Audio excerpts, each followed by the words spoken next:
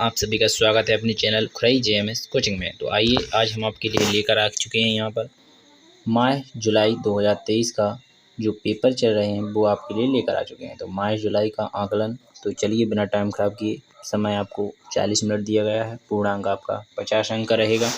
इस प्रकार आप इसे हल करेंगे। तो कक्षा 4 का संस्कृत का रहेगा।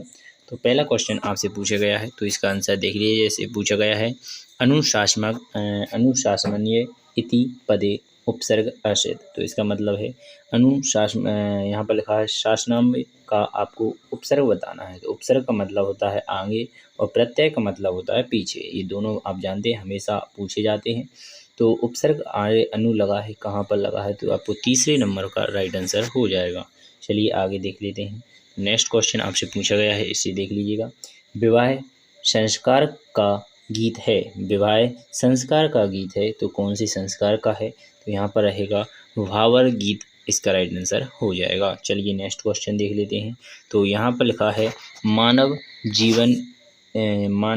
जीवनी समस्त पद में समास है, यानी कौन सा समास है मानव जीवनी में, तो यहाँ पर तत्पुरुष समास इसका राइट आंसर हो जाएगा। चलिए आगे देख लेते हैं।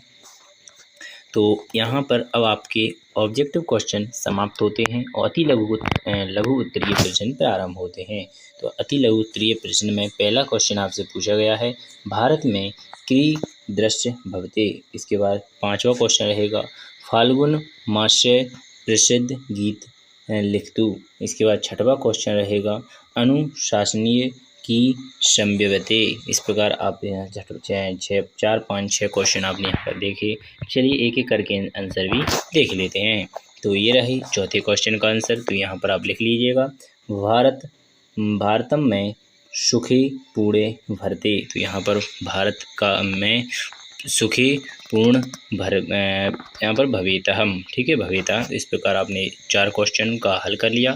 तो 5वें क्वेश्चन का हल आपका यहाँ पर दिख रहा होगा, तो इसे भी लिख लीजिएगा। फागुन मास्य प्रसिद्ध गीत फाग गीत आश्रित। तो इसका आपका राइट आंसर यहाँ पर आपको दिया गया है, तो इसे लिख लीजिएगा। इसके बाद चलेंगे आप 6वें क्वेश्चन पर। तो ये रहा आपका 6वां क्वेश्चन, तो इसे भी आप यहाँ पर लिख लीजिएगा। किस प्रकार, तो यहाँ पर लिखा हुआ है, अनुशासनेन व्यवहारशील सत्य विन्यस्य संवेद्यन्ते, ठीक है, सभ्यन्ते, इसका राइट आंसर हो जाएगा। तो इस प्रकार आपको दिख रहा होगा, तो आप अच्छी तरह से लिख लीजिएगा। चलिए यहाँ पर अपने 4 5 6 जो आपके लघु दीर्घ जो आपके छोटे छोटे क्वेश्चन थे, इन्हें लघु उत्तरीय यहाँ पर आप देख सकते हैं, इनको आप अति लघु उत्तरीय प्रश्न कहते थे। तो अब आ चुके हैं आपके लघु उत्तरीय। तो लघु उत्तरीय प्रश्न यहाँ पर दिए गए हैं, इनको भी देख लीजिएगा। जैसे पहला क्वेश्चन लिखा 7वां क्वेश्चन लिखा है, संधि विच्छेद कर प्रकार लिखिए। तो यहाँ पर संधि विच्छेद कर प्रकार लिखना है, तो इनकी संधि विच्छेद करना है। इसके बाद 8वां क्वेश्चन भी देखेंगे। तो चलिए पहले संधि विच्छेद कर लेते हैं। तो यहाँ पर लिखा हुआ था सुतास्ते को संधि विच्छेद करेंगे, तो सुता प्लस ते इसका राइट आ जाएगा। तो कौन सी संधि है, तो यहाँ पर विसर्ग संधि इसका राइट आंसर हो जाएगा, ठीक है। तो ये कौन सी संधि है आपसे पूछा जाए, तो यहाँ पर विसर्ग संधि आ जाएगा, ठीक है। तो विसर्ग संधि आप यहाँ पर लिख सकते हैं।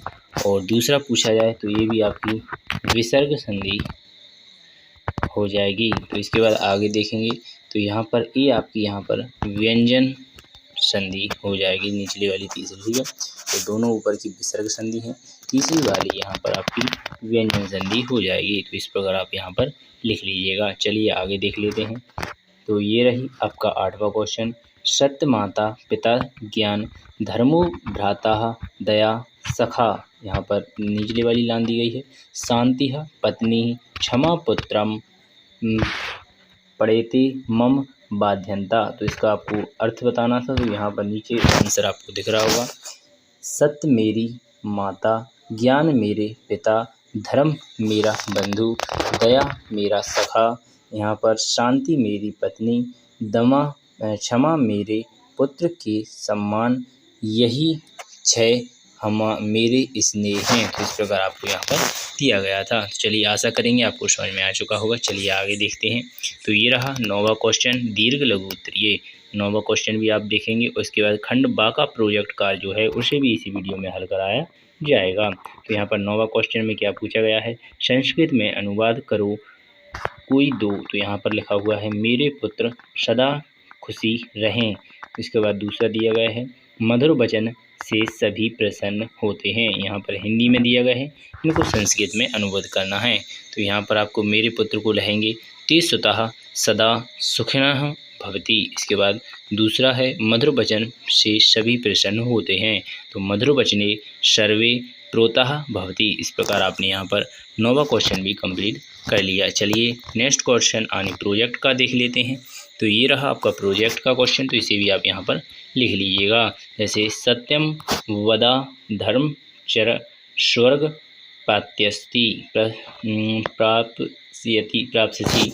इसके बाद दूसरा क्वेश्चन रहेगा असीमा अहिंसा परमो धर्मा। इस प्रकार 2 वाक्य लिखने थे। 10वें क्वेश्चन के प्रोजेक्ट के आपने लिख लिए। तो आशा करेंगे आपको यहाँ पर सभी क्वेश्चन का अच्छी तरह से आंसर मिल चुका होगा। बिना टाइम खराब किए नेक्स्ट वीडियो मिलेंगे जहाँ पर और भी पेपरों का हल लेकर आने वाले हैं। तो जल्दी से चैनल को सब्सक्राइब करें, बेल आइकन को दबा लें, जिससे कि जो भी वीडियो अपलोड करें तुरंत आपके पास पहुँच जाए। धन्यवाद। जय हिंद।